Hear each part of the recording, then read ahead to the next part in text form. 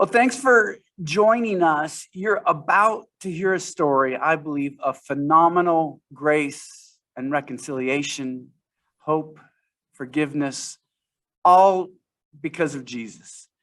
As I was doing background for this, and Reese was telling me this story, and he's describing what happened with his ex-wife, Sharon, I told him, this sounds like Corrie ten Boom in the level of grace and mercy that she showed. We're not saying this is prescriptive for every couple. This is a story of great brokenness that led to great sin, that led to great forgiveness. And the one true hero in the story is Jesus, the mercy he gives us and the mercy he calls out to others. But I think you'll be inspired. I think you'll be encouraged. And I hope some of you will see Jesus for the first time and also realize the power of the gospel to overcome sin, the power of forgiveness to bring joy, reconciliation, and healing into our life. And we have God to thank for that. So let me introduce who you're seeing. We have Reese and Wendy, and we have Tim and Sharon. They're on vacation together, which may not seem odd until you realize that Reese used to be married to Sharon. And so we're going to have a story of what happened, how as a couple, they still are very close friends, the forgiveness that followed and whatnot. So Reese, let me begin. How long were you and Sharon married? We were actually only married for about, what was it? I guess when we signed on the dotted line, it would have been 9 years officially married, but a lot of the stuff that happened around the 5-6 year mark. How many of those 9 years were you faithful to Sharon? 5. Digitally and physically, how many of those years were you faithful? Right. No, I would say from the time that we were married to the time when everything fell apart, I would say probably 5.5 years. Okay. Now, you had a pretty tough upbringing. You were broken as a boy. You want to give just a glimpse of that and what resulted from that? Sure. As a child in elementary school, I was heavily bullied. And I couldn't go anywhere. I couldn't go to school. I couldn't go home because the same bullies at school actually lived on my block. And so I was always treated with a lot of contempt, a lot of teasing, taunting. I was overweight. And so I was called all of the nicknames that would go along with that, fatso, tubalard, things like that. I was an easy target for some reason. I didn't understand why. But I was treated like that for probably about 6 or 7 years of my upbringing, probably about 3rd grade to 8th grade. And it was a very fearful time for me. The interesting thing about that was that these same kids who would tease and taunt and beat me up would also come back around and say, hey, you want to come play kickball? You know, if they needed a warm body for the teams, or, hey, we're about jumping our ramps with our bikes. You want to come out or go on a bike ride or whatever? And it was very confusing, but I wanted to be their friend, so I would join in. And then they would turn on a dime, and the next thing I know, I'm now the target of this taunting and teasing and being beaten up. And so I learned at a very young age that I can't trust anybody. Yeah. They're going to love you one day, and they're going to stab you in the back the next. And that followed me for decades. I also wasn't really accepted by my peers in school. I was always the last one chosen for any kind of sporting events at recess. And I would always hear this thing constantly because it wasn't even that I was chosen, it was process of elimination. And this is one thing that always stuck out to me. I would always hear these kids say at the end of choosing the teams, oh, great, now we're going to lose. And that constantly fed my soul. Yeah. So that was a lot to take in. And then there was kind of this emptiness at home, at least from an emotional standpoint. I wasn't very emotionally connected with my mom and dad. My dad was gone quite a bit, and my mom worked retail hours. And so I was home alone, even as a very young child, very isolated, and then living in fear because I couldn't go out of my house, for fear that I would be seen and would be the target of bullying again. So it was just a constant cycle over and over and over again. Sharon, how did you see this in your marriage with Reese? Did you know about this before you got married? How did it exhibit itself, if you did? He was very open with me as we were dating. But we were in a very interesting season at the church that he was leading worship at, where we were having altar calls every Sunday and people were crying and really truly getting healed. We were hearing lots of testimonies in that day of people's lives being radically changed. And Maurice, after hours playing music for these altar calls, he would get to come down and get prayer. And I saw God doing a work in his life, and I just had utmost faith that God was doing a work, and I do believe he did. But I think there was just that level of faith that God was healing, and I really believed that we were being called together, and I'm sure there was a little bit of naivete in all of that. But that's just where my heart was at, that God was going to heal his past. And I'm sure there was a little bit of fixer in me, as a lot of women have, and, that we would conquer anything. So that's pretty much how I went into the marriage.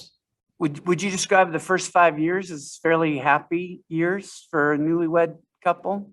I think it was very mixed. I was broken myself going into it, so I really was looking to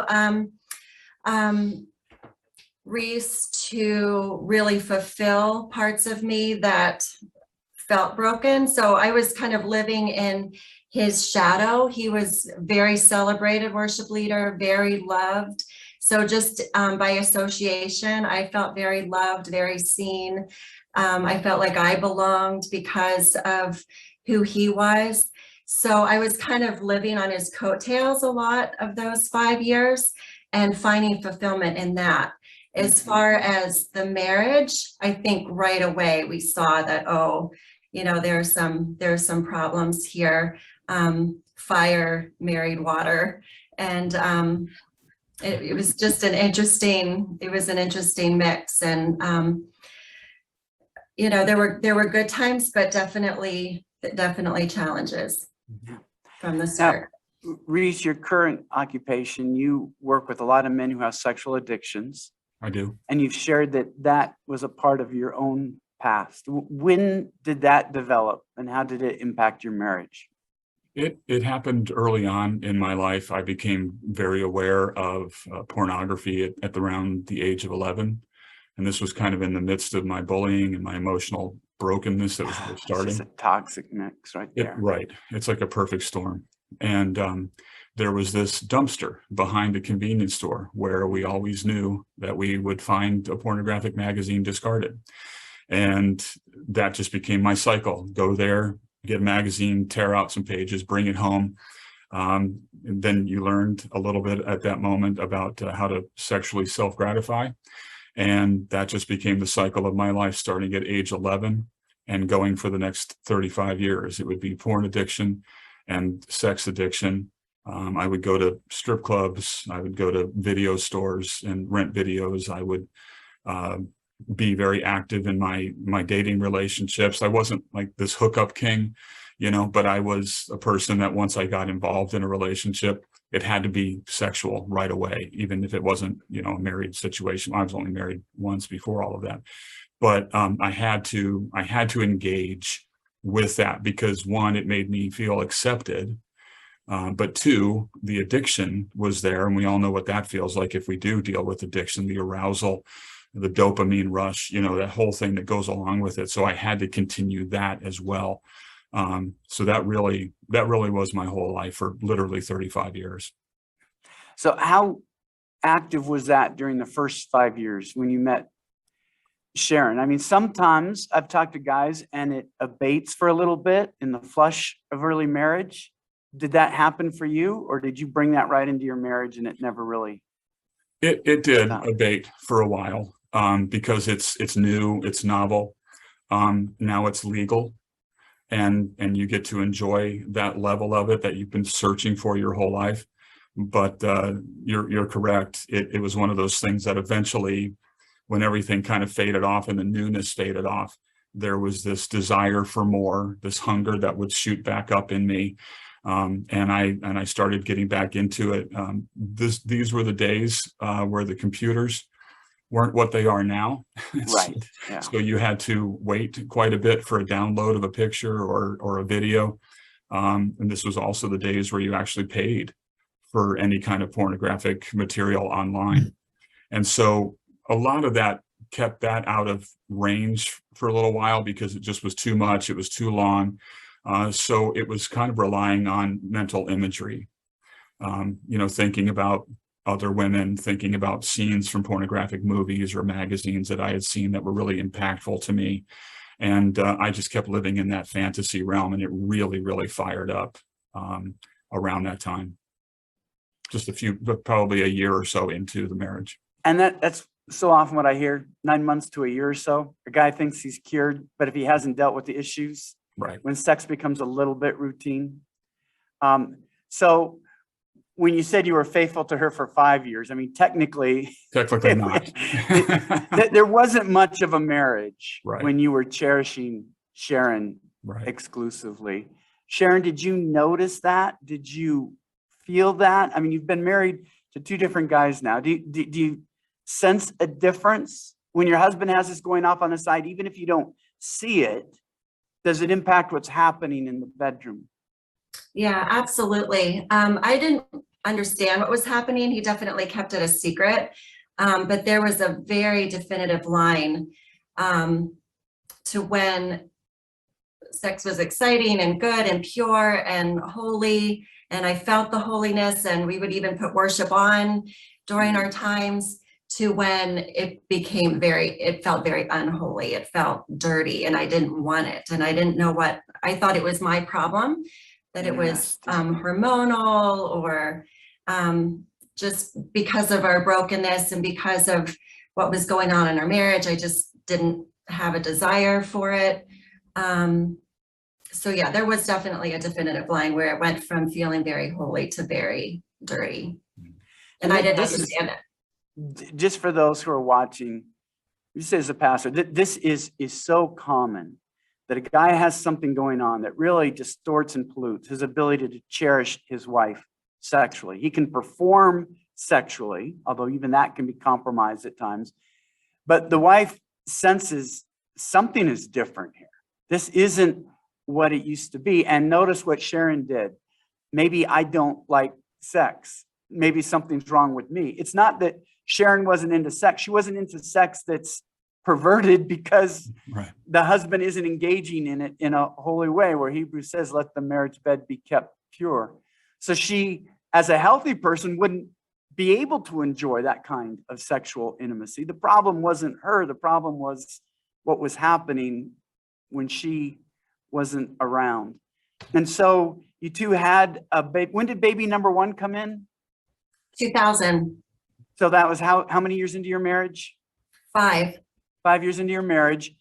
And then Wendy, you were a worship leader with Reese, this very popular, celebrated guy leading people into the presence of God, and you were on the worship team.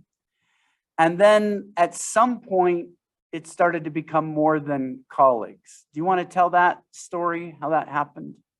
Sure. Yeah, I came out of a situation with my local church body that became toxic.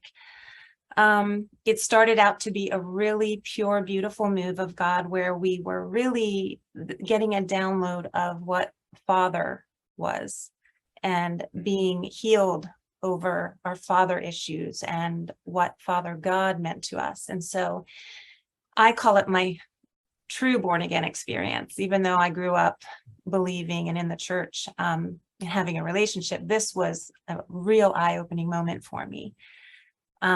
So it was really precious, sweet time. And then things just took a bad turn, as sometimes happens with movements. There's misunderstandings. There are factions against factions. And unfortunately, my local body broke up and disbanded. So I was at a place where I was just flailing around by myself, looking for some place to call home again. And then I just happened upon the church that Reese and Sharon went to. I started to experience some areas of healing as far as my relationship, with my view of church again. And I became part of the worship team. Actually, right before that, there's a national prayer event every year, and I was asked to sing for it. And I had written a song that I thought, oh, this would be a great song for me to bring to Reese, ask him if he could work with me collaboratively and come up with, the orchestration of the song. So we did. We worked on the song together. It was a really powerful song, and sat down at the church steps after we finished rehearsing it, and we just had a conversation. It was all above board at this point, and there was nothing intentional in either of us at that point. We were just sharing. And out of that conversation came our displeasure with things that we've seen in the church institution that we both shared, our probably the deep-seated things in us that we wanted to see come about in our experience with church and one another as believers. And so it was a really deep conversation, and we both, I think, found in that moment another person that understood. I think we both felt a little isolated in how we felt at that point, that nobody else quite got us. But in that moment when we shared, we connected. So I left that meeting I was very excited. I would tell people, oh, I met this person, he's a worship leader. We're totally on the same page, creatively and spiritually. I was just excited because for the first time after the church split up, I found someone I could connect with on these levels. And so again, time went on. I was part of the worship team. And you were married at the time? Were you married? Oh, was No, I married? you. No, I was single. Okay. All right. Had never been in a serious relationship. Okay. And I was becoming friends with Sharon. I would come over to their house for special evenings, events. We'd have dinner, whatever. We just became really good friends. And the moment, I think the turning point then was I was actually on my way to go see a friend who was also a worship leader.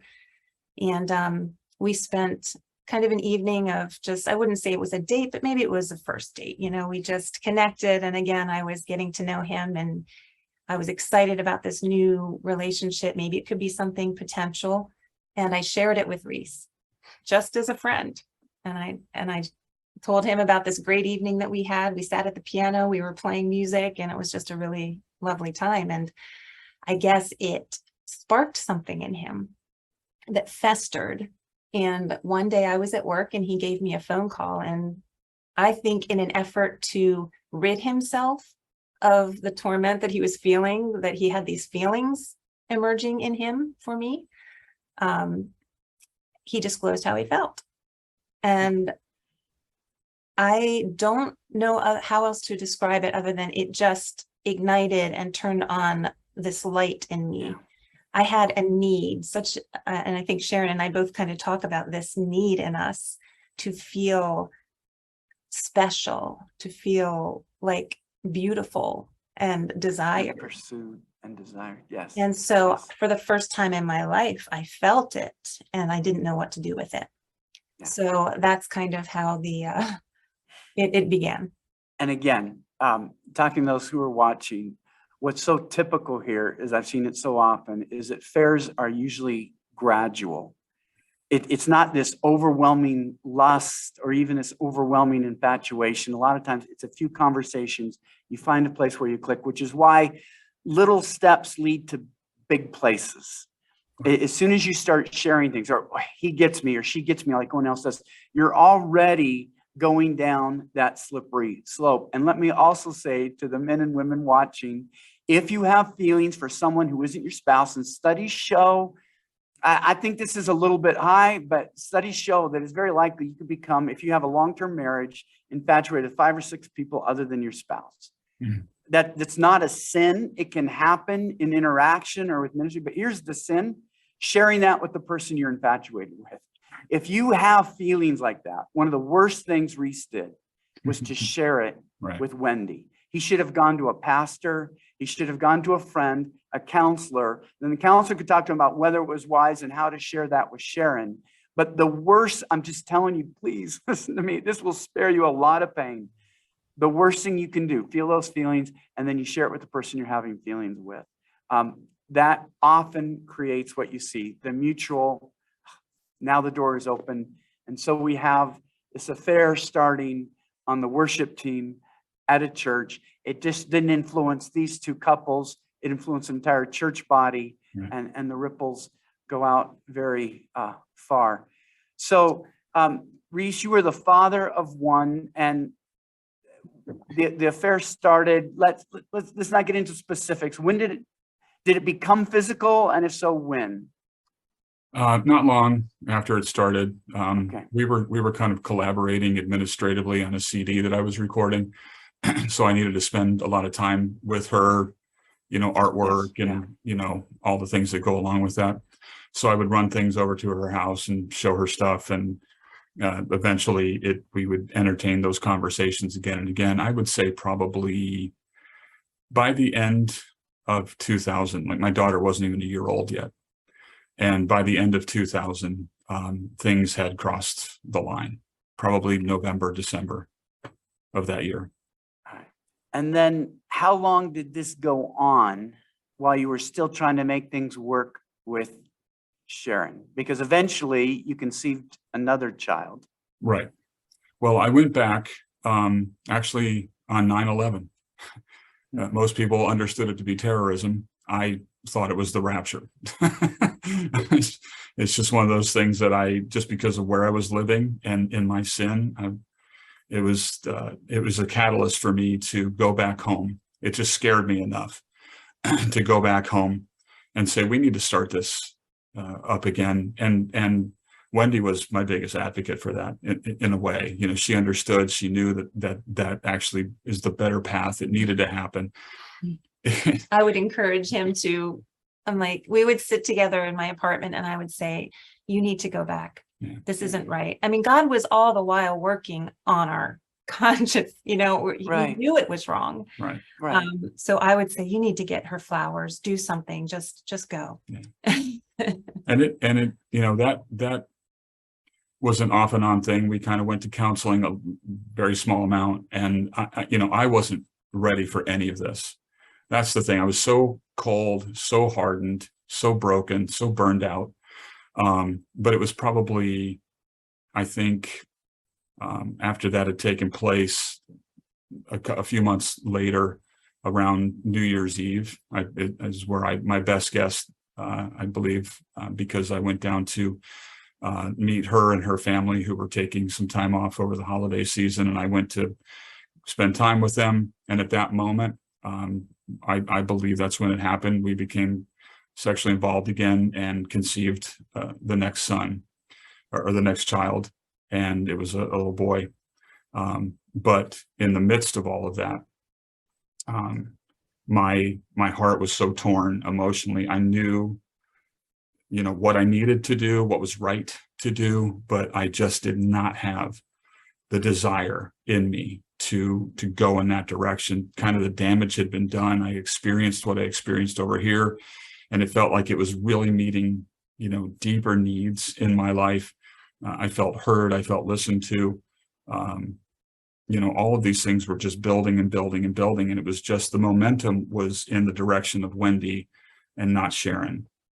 And when I found out that she had conceived and was expecting, this immediate feeling of claustrophobia came over me. And I felt locked in. I felt like I couldn't go experience what I was experiencing over with the relationship with Wendy. I was going to have to let that go, give it up, and stay home and try and make it work. And eventually what happened is my desire to be with Wendy won out. And I actually walked out on a little baby and a pregnant woman. Sharon, I imagine how devastating this could be, that you've given birth to a child with this man, you've conceived a child, you're trying to do your best to hold your family together, and yet you're being compared to a single woman who doesn't have the responsibilities, doesn't have the challenges that you have. This must have been a devastating season for you to hear all of this. It was, absolutely. Because I was still in that place, as Wendy alluded, of feeling, oh, there's something wrong with me anyway. You know, I was the queen of comparison. So, you know, even though I was angry and confused about the situation, I really was turning a lot of it inward. And it was just kind of increasing the shame on my life. But it was absolutely devastating. The first time around, I still felt hope. I had fight. Again, he was so well loved in the church. We had all-night prayer vigils. People were praying and fasting for him to come to his senses. And that just helped me hold on to hope. I definitely was dealing with depression, getting my own counseling, you know, trying to deal with my own stuff and being a pregnant single mom. But there was hope. And so when 9/11 happened, I just really felt like when he came back that it was an answer to prayer. And I was not listening to counsel of, you know, holding him to accountability and not taking him back so easily. To me, again, that naivety was just, you know, God's answering prayer, and I'm just going to let him back in with open arms. And it was hard. Like, his heart never really did come back. I knew his heart was very, very divided, but I just got married for better, for worse. And I just felt like we were going to overcome this. And it's a blur when I first conceived Liam, how I felt about the whole thing, but I just really felt like God was going to restore. It was the second time around. Maurice kept it pretty well hidden, although every discerning bone in my body knew everything was wrong. He kept it fairly well hidden. Wendy called me up. She felt like it was fair that I knew what was going on, and she pretty much divulged the nature of their relationship, and that when did this happen? This is the first time you found out that Wendy was a part of his life? Well, I knew all along. I mean, even when she was coming into our home after that National Day of Prayer, all kinds of bells and whistles and sirens were going off in my heart. But I thought I was just being a jealous, petty wife. And I knew that she was coming out of her own place of hurt from the church. And so I just wanted to be her friend and help her heal. And so I tried to take that stance, but all along it was like, there's something wrong here. And I felt it. So the first time around, I did confront Maurice. Like, it became so obvious that they were together. And so we were in two separate bedrooms. We were hardly communicating. The tension in our marriage was it was beyond bad. And, but I was so afraid to hear the words affair. I was so afraid to admit it. It was like my worst fear. But I had a lot of people encouraging me, counseling me. So I mustered up all the courage I could to ask just straight out, are you having an affair with Wendy? And of course he admitted to that. And he said, what do you want me to do? And I said, well, just go be with her. You know, what's stopping you? So that was the first time around, when Lydia was close to a year. Then he comes back, 9/11. I'm 4 months pregnant. Then when Wendy felt like, I need to know what's going on. And so after he had come back. So this is like a year after the first initial leaving. This would be 2002 at this point. So that was more devastating the first, because the first time around I had hope.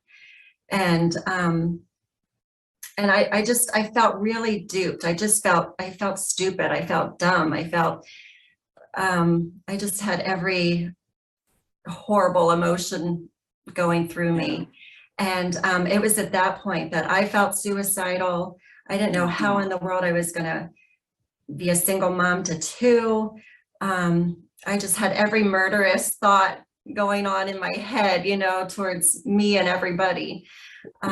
It was a really, really dark night that second time. I really lost hope and just felt, in the boxing ring that I was knocked out for the count for sure. I think it's important to point out, just to show the astonishing grace and forgiveness and reconciliation that follows, the depth of Sharon's hurt.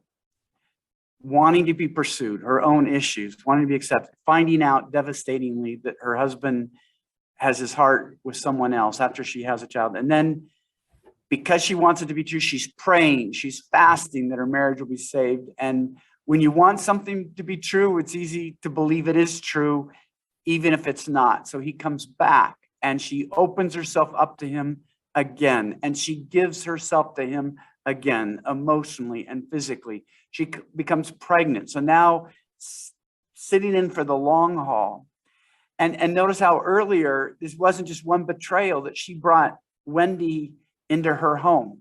And she wanted to minister to Wendy out of a good heart. She wanted to be a friend and a sister in Christ to Wendy. And then to realize she'd been betrayed by these two people who were called to lead her into worship. This is, I just want to pause and emphasize and underline and italicize the depth of this hurt is enormous. That leads her to depression. And does she even want to go on? So you're pregnant. Reese is now back with Wendy for good at this point. You're stumbling along. When, Sharon, does Tim come into the picture? A long time. So we'll hold up on that for a while. Yeah. So you're struggling along there as a single mom. You've lost your husband. You've been betrayed. Reese, you and Wendy are now starting a new life together. Right. And when does the grace part start? How far after, go back the second time, did God start to bring this reconciliation through, and what started that? Well, eventually, like a breaking point came when I received an email from Sharon. I was Wendy and I were living together, and I received an email from Sharon that says, listen, all you have to do is go over to this law office, sign on the dotted line, and it'll be done. No contest divorce. This is the official 9-year mark of the marriage. And I was down on the floor, just crying on my knees. I just felt weak. I dropped to the floor. I was crying. She runs in and well, not runs in, but she's walking through to do something and sees me on the floor of the office, just crying. And she's like, oh my gosh, what's the matter? And this is what I said to her. I looked up at her and looked at her eyes, and I said, all I ever wanted to do in my life was serve God. And there was this, I think then a little bit of healing started to happen. I knew I wasn't going back home. And eventually, probably about a year later, Wendy and I got married and just began our life together. There was a real season of dryness and desert leading up to that. There was a real season of dryness and desert after the marriage for a number of years. A lot of it had taken toll on Wendy, among other stressors in her life. And as a bull in a china shop would do, I picked up the phone thinking that we were just further along in this healing that, of the relationship, because everything that we had done from then on, anytime that we had done anything together, it was all for the children. And we made sure that they were never going to be the target of any of this other stuff. We were going to protect them. We were going to continue to pour into them. And so I probably had a bit of a false sense of security about how strong our relationship was and how we're all getting over it and all healing. And so one day, Wendy is feeling incredibly stressed. She's got knots all up and down her neck. I know where you're going to go. Before we get to that, though, let me bring Wendy back in here. Yeah. If you're wondering, don't leave. We're going to find a scene where Sharon literally has her hands around Wendy's neck and God enters the room. But that's the Corrie ten Boom moment we were talking about. But let me go back to Wendy for a little bit, because you love the Lord. You came out of an abusive church, so you had your own hurts. And here you are wanting to worship God and write songs for him, to lead other people to worship him. And you eventually somehow have to come to grips that I'm taking a dad away from 2 kids, one not yet born, and another woman, a sister in Christ. How did you deal with that? Were you just repressing things toward yourself? I mean, how did you feel toward Sharon? What just kind of explain the spiritual dynamics of that?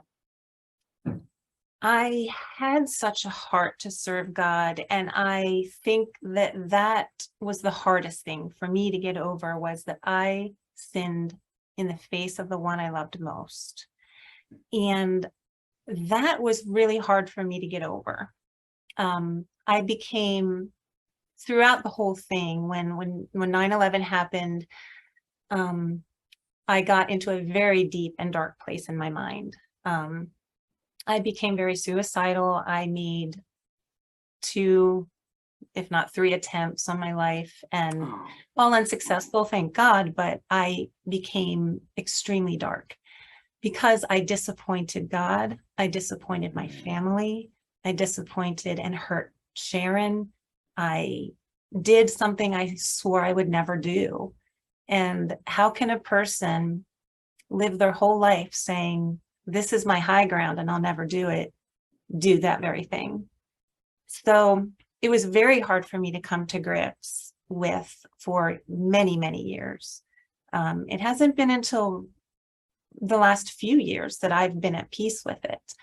I still don't like to share it because I don't like the person that was. You know, it was so out of character for me. Even members of my own family kind of put me on this pedestal that I was this spiritual leader as the youngest sibling, and that I was some strong rock, and I fell so far. So it was very hard, very dark. I was embarrassed. Like, it was a very awkward place to be in because the kids were involved, and I knew that was most important. We never wanted to take it out on them. So I would go to events, school events, concerts, sporting events, and Sharon was there, and Reese was there, and I was there. And it just, it was very awkward all the time. But I just had to swallow it. I just had to be the bigger person in the moment and encourage the kids and encourage their relationship with their mom and dad. And that was it. So it was awkward, difficult, hard. None of it was glorious. None of it was at all what was in my mind when this started. Right. And it all hit really hard, I think, when we got married. Then I really realized the scope and depth and breadth of this. And we had to try to make it work then. As the best-selling book states, the body knows the score. Mhm. And I said that because that's probably what led up to the tension that Reese is about to talk about. And again, I just want those who are watching, you can really love the Lord and go off the rails. Mhm. Just because you worship God and love God doesn't mean that you can start to make little compromises and not be carried in an avalanche. We're fallen people. Every one of us have the ability to betray and to hurt and to go against everything that we hold most dear, but it comes at a cost. Yeah. Wendy didn't do the spiritual work. She wasn't strong enough to say, I'm not going to be party to breaking up a family. So she still has in the back of her mind, I'm going to do this. And then getting married, when, can we just say, in God's eyes, it wasn't a legitimate marriage, but I'm not saying it's not legitimate now, but at that point, a pastor would have told both of them, no, you break up, Reese, you be reconciled to your wife. Mhm. Not dealing with that leads, well, so first you have the suicidal thoughts, this is wrong, I can't believe I did that, but then getting together with him, and then still that guilt. Grace hasn't been applied yet. The power of the Holy Spirit hasn't come in. She's just got condemnation and whatnot, and that works its way into our body. And so she's at a place where there's tension and there's knots. And Reese, who now is a counselor, he's a different man. He's a mature man. He understands these things, but he realizes it was a bit almost ridiculously blind that you would call up Sharon and say what? Well, Sharon was and is a massage therapist. And I thought, I'm a resource guy. I'm a connector. It's just my nature. I don't mean to laugh. It's just No, it's fine. It's just so bad. We're all laughing. we still laugh at this whole thing. So I called Sharon up and I said, hey, you're a massage therapist and I have someone that's in need of massage therapy. It just happens to be Wendy. And really, just unbeknownst to me, I didn't realize the gravity of that moment in time as far as the story goes. And so I called and I asked her if she would do that. And Sharon said, I'll have to think about it. and I thought, makes sense. I kind of came back to planet Earth and I said, sure, yeah, no problem. You know, if not, we'll go somewhere else. Not a big issue. I just thought I would call you first and see if you were available. I reserve the time now for Sharon to express the next part of that story, because this is where it gets fun. Well, I do have to go back though, because this wasn't just a random call on, out of thin air. It was definitely on a timeline of my own journey of forgiving. I thought I had forgiven Maurice like pretty early on, but I discovered through the years that it really was kind of sweeping all the emotions and all the feelings under the carpet, which just really kind of fueled a lot of depression, very functional depression, but depression nonetheless for years and years.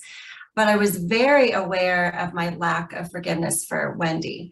And that's what ate at me. That's what I was very conscious about.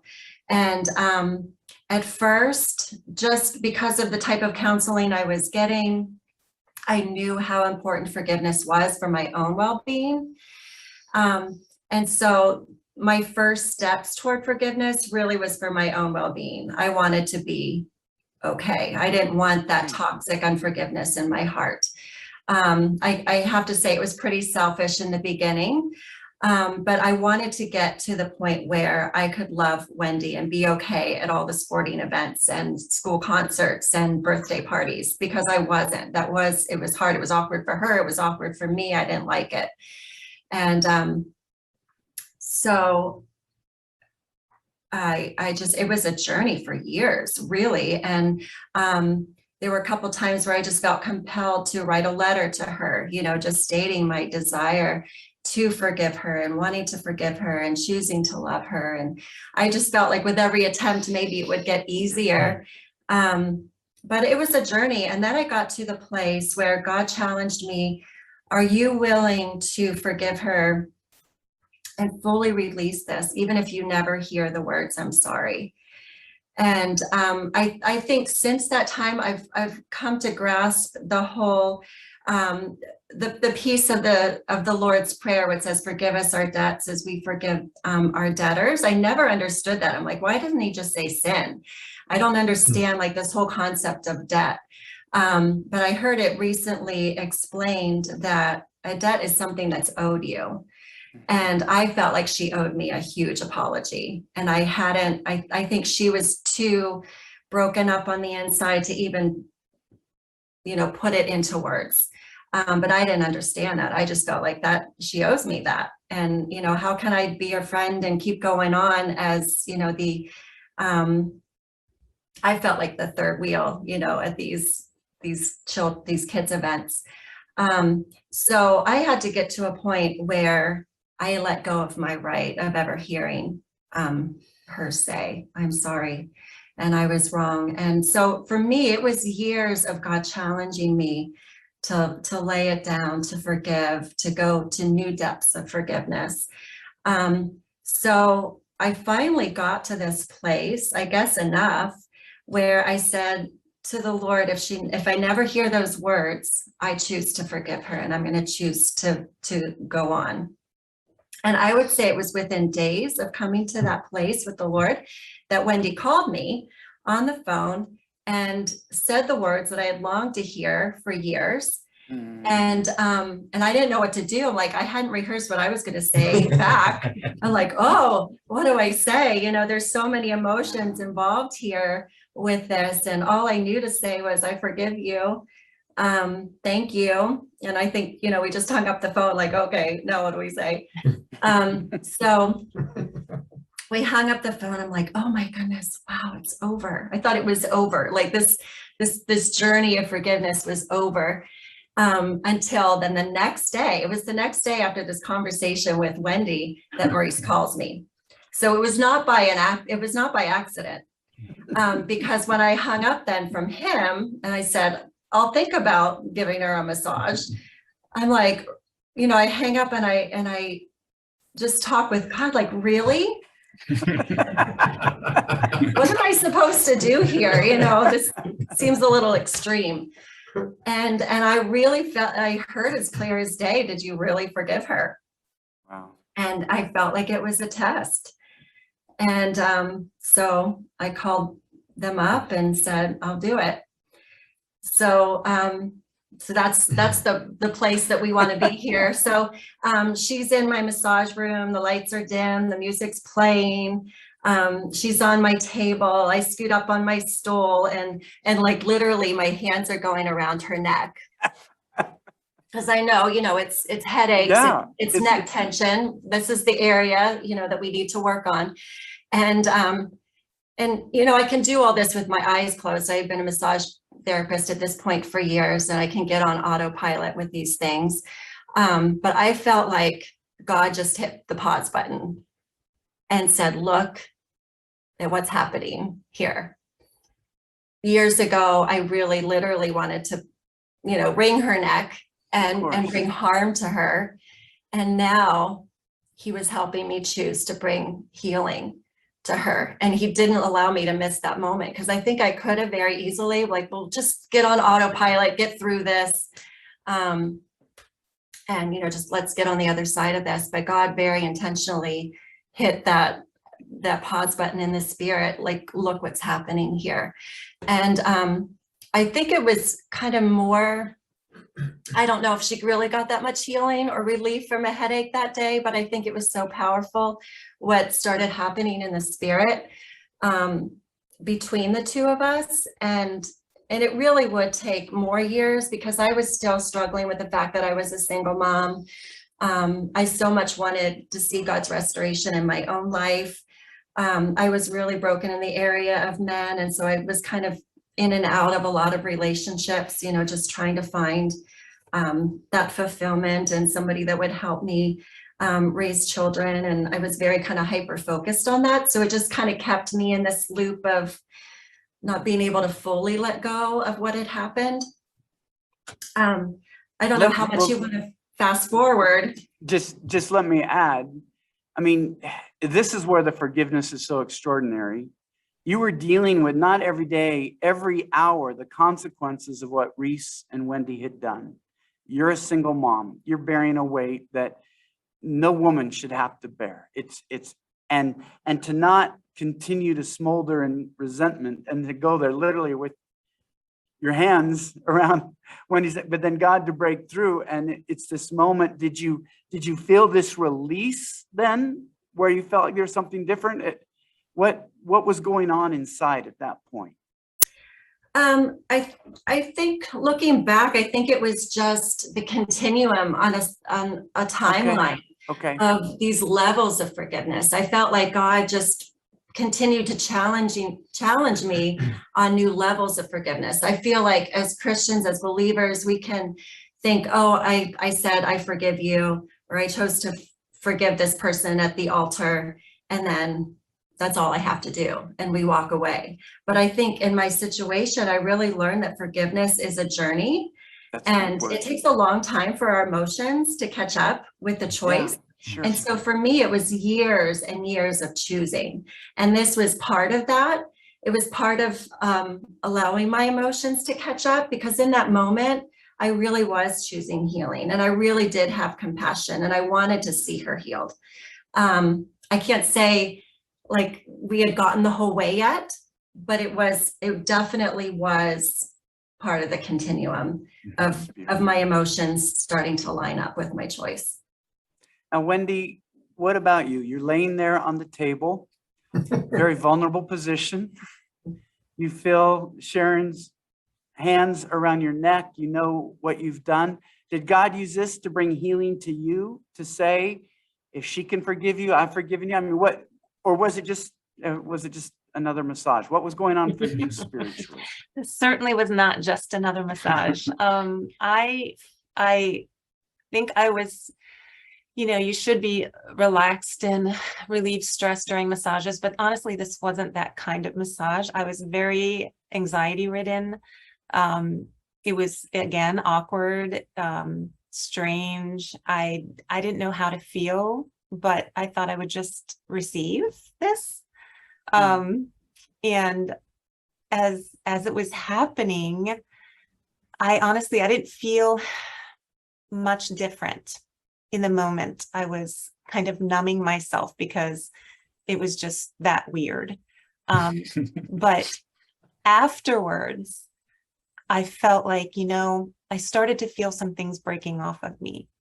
And I know beyond a shadow of a doubt that were it not for Sharon's work in that area and her bravery to say to me, I forgive you, I could not have continued my journey in the same way of forgiveness for myself. It was the catalyst for me. It was the spark that enabled me then to look and say, wow, okay, now I can forgive myself. It wasn't necessarily that I couldn't receive forgiveness from God.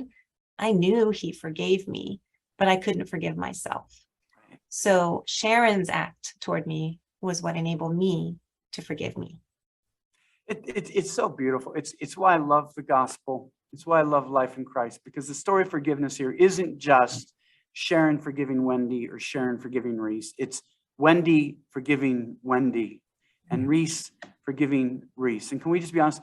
James 3:2 says we all stumble in many ways. We all are going to have to forgive ourselves.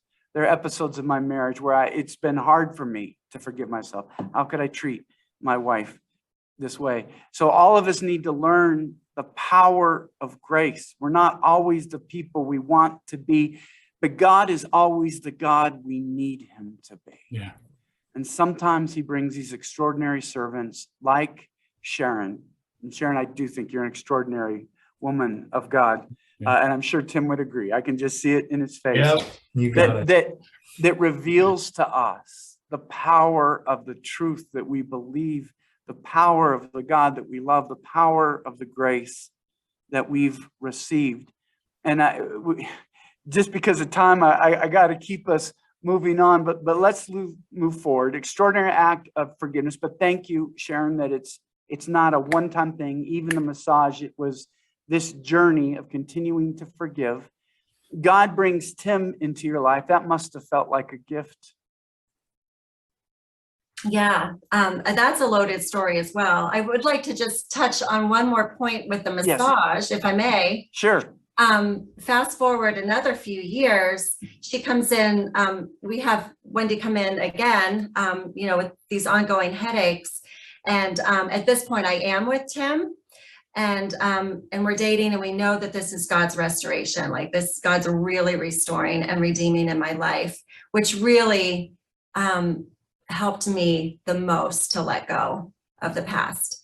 And so she is in my massage room again, and we're talking, and things have really gotten a lot freer between the two of us. So we were talking much freer at this point. And Wendy at this point says, Sharon, I really have to admit to you, I know these knots are my own inability to forgive myself. Mm-hmm. And even though there was probably a start of that at that first time I chose to massage her, I mean, I know myself, I'm my worst critic. It's hard to forgive yourself. I think that's the hardest sometimes. So here years later, she's admitting to me that she's having a hard time forgiving herself for everything. And so I felt like I was allowed into this holy moment with her.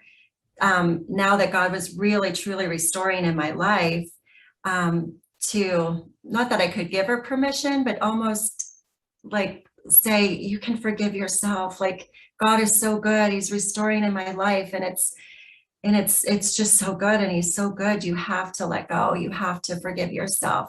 And so we were able to really talk about our own journeys with shame and what that looked like on both sides of the fence, and how much women in general need to hear our story. So it was at that point that I could say, I love this woman. I have affection for this woman. There's no more angst. There's no more whatever, negative emotion I felt. I love her, and I really truly have compassion for everything that she's had to go through herself. And I think both of our hearts at that point was like, we want to see shame broken off of every woman, no matter what side of the fence she's on. So I don't know, maybe we're getting to that, but I just felt like that was really the ultimate. It didn't end with the one massage. I just want to encourage everybody, like, forgiveness is a journey. Yes. And it took a lot of years for us to get to that place of my emotions were lining up with all those choices through all those years. And now I love Wendy. I love being around her. We love who she is. I love that she's an amazing stepmom to my kids. Like, there's no more resentment there at all. It's pure love, and that's God, and that's where we can get if we're willing to take that journey and take all those steps. For us, oh my goodness, that's such a loaded, packed story here. We knew each other for years. In fact, Maurice and Tim were colleagues back in the early 90s. So we were on worship teams, and we were doing regional worship events together in the early 90s. And just through the years, because of the two churches and the roles that we had in the two churches, our paths crossed a lot. And post-divorce, then the matchmakers started. We had lots of matchmakers through the years. And, for one reason or another, it just wasn't time yet for us. It just wasn't time yet. Like, we tried, there were several times that we tried, and it just wasn't clicking. But I would say 2014, it was time for like the big guns and like major intervention. We had the pastor's wife of Life Center, where Maurice had led worship, and I had attended for 23 years at that point. The pastor's wife of the church that we belong to now, that Tim pastors at, and then another really godly woman. We were all together. I was massaging actually all of them at this little spa party, and they were like, Sharon, you need to really pray about this whole Tim thing. And they all had their little scoop. They all had their little piece, and they were all really encouraging me that I needed to go back and really pray and open my heart up to this. Because I don't know, it's such a long, complicated story. I'm trying to sum it up. And maybe he can share a little bit of his piece. But after that fun spa party where I was ganged up on, like, Sharon, we're only asking you to pray about this. It took a little while till I prayed again, like, God, if this is you, can you just open the door and make it natural and untried? I don't want to be playing around. I don't want to hurt his heart. I don't, this has got to be you, clearly. And so a few weeks later, he reached out, and we eventually had coffee, and it was so right, and it was so natural, and it was God's perfect timing. So, I mean, we were divorced in 2004, Maurice and I, and this was 2014. So it was 10 years of a lot of healing, a lot of dating the wrong guy and learning the hard way. And just God doing this process in my heart of being whole enough, to win the heart of this guy who's absolutely amazing. So yeah, it was quite the journey to get here, but wow, it was worth it. Worth all the work, all the work.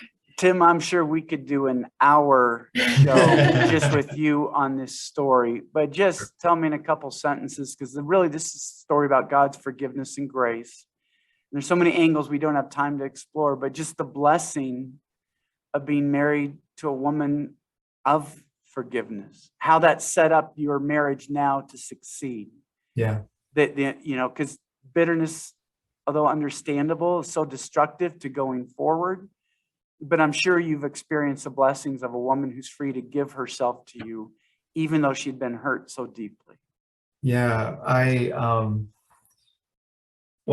because Maurice and I would do these worship leader gatherings, we were colleagues, so we knew each other fairly well through the 90s. And so when I heard about the affair, I was just completely shocked. I was like, I would have never seen that coming in a million years. So then fast forward a few years after the divorce had happened, people started matching us up, and I said, there's not a chance in the world. I don't want to get in all that. That's a mess. and I'm not marrying into this mess, not a chance in the world. So, but I'll be honest with you, Gary, that, and guys, recently, I don't know what I've said to you about this, so this might be new info to you today, but I just knew that there was an affair. I didn't know, can you massage this, that, this, I didn't know all the little intricacies in there. Oh, she was in your home. I didn't know all these things. So through our marriage, even while we were dating, but especially since we've been married, just having very open discussions, and Sharon would just share some of these things. And she's recently, she's finishing up a book, writing this story, and I've read through it. And I think I even learned something brand new just even a couple months ago about this through the journey. And I've been amazed and blessed to see what true forgiveness really looks like. And I have to be honest, I don't know if I was in Sharon's shoes, if this discussion would be happening right now. She's stronger than I would have ever imagined, and very full of grace. We have this saying that we use around here: when you drop a can of paint and the paint splatters, in other words, when you make a mess and you do something, you need to go clean up everyone who's gotten splattered by your paint dropping. And I just even recently heard a story of someone that Reese and probably Wendy and Sharon have known for decades, who heard Sharon and I preach a sermon last summer on this topic of forgiveness and the journey of it, and recently said, it was when you shared, Sharon, that testimony, that I was able to actually go to the altar of forgiveness myself for Reese because of what he did to you. And this was, guys, if this was just a year ago, how many years is that now? I mean, that's that many years. And the beauty of it is, as this friend of ours told us this, I just started thinking about what the word testimony means. The word testimony means do it again.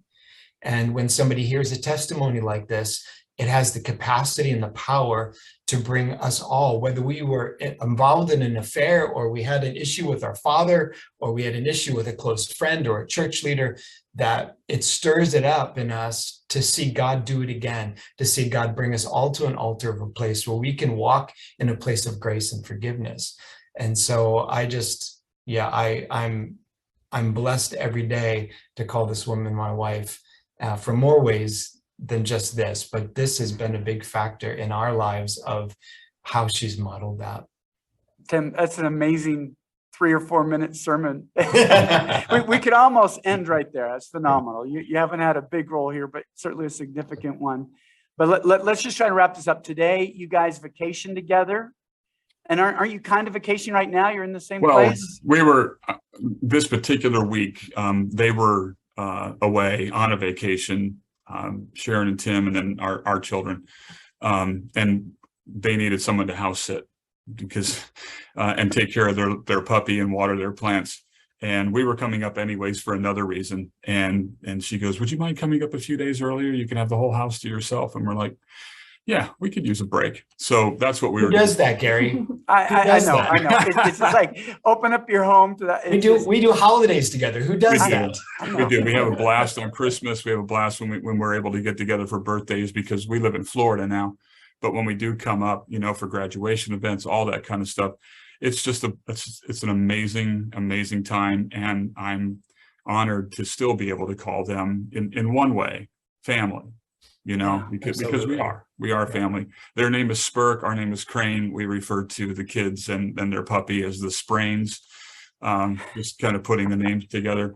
But one thing I want to say, Gary, really quick, is that I watched Sharon date, a couple of guys, and there was one that we thought was going to be serious and it didn't work out. And she was really hurt by that. And so I began to pray, Lord, and I didn't even know that Tim was even in the running, at least in heaven, for this position. But I was praying for a long time. And I said, God, send Sharon a man who will love her the way she deserves to be loved.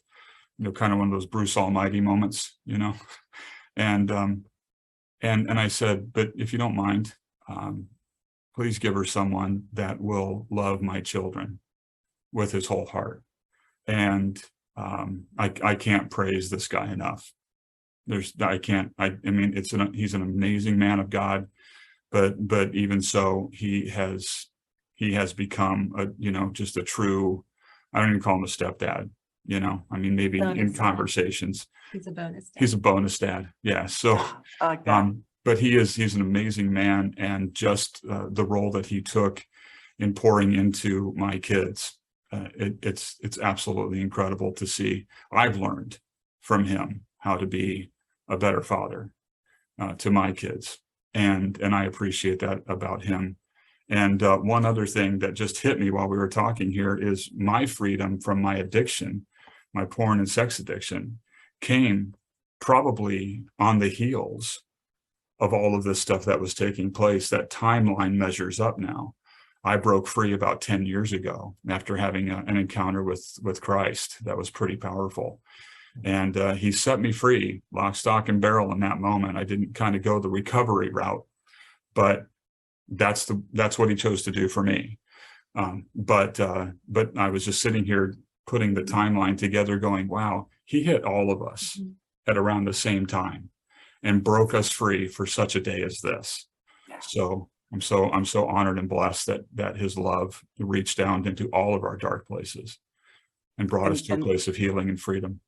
And that's really the story here. The story here is God wins. Yeah. We all mess up in many ways. We're all hurting in many ways. And God comes through in his power and his love and his mercy and in his grace. And Sharon, we've heard your astonishing story, but Wendy, you demonstrated to us humility, that you would be open about this and share your own hurts and your desire. And then all of us need to learn how to forgive ourselves. And by you being so open, we're learning, okay, yeah, we may do things that we just despise. How could I do that? But we have to receive God's mercy as well. Yes. And forgive ourselves. And Reese, you're the classic example of a guy who was so hurt, responded in terrible ways, caused great hurt, but got healed, did forgiveness, and now you're helping other guys get out of what caused you so much trouble. Right. And then Sharon and Tim, God shows how when we're hurt, what the locusts have stolen, God restores a great relationship without bitterness. Just through this, God wins and God reigns. And I thank you all for showing this and demonstrating this. Wendy, did you have one thing that you really felt like? You made a comment that the scripture that had been so instrumental in a pivot point for me was that the heart is deceitful above all things. Who can know its secret motives? And that was me. And like, we just can't always trust our own selves, our own hearts, and our intentions, that it can deceive us. And you're right, that God won in that moment. Then he brought it all back around for his glory. And it's the lesson we all have to learn. In the end, there's one hero. His name is Jesus. Yeah. We all receive his grace, and we're all called to give his grace. And I just want to thank both of you couples for demonstrating that every day that you live, that you could show in the face of great hurt and betrayal, there can be joy and happiness and laughter and even vacations. So thank you all for spending this time. And Thank let's thank God for being the author of this story. Yeah. Yeah. Thank you. Thank you. Thank you.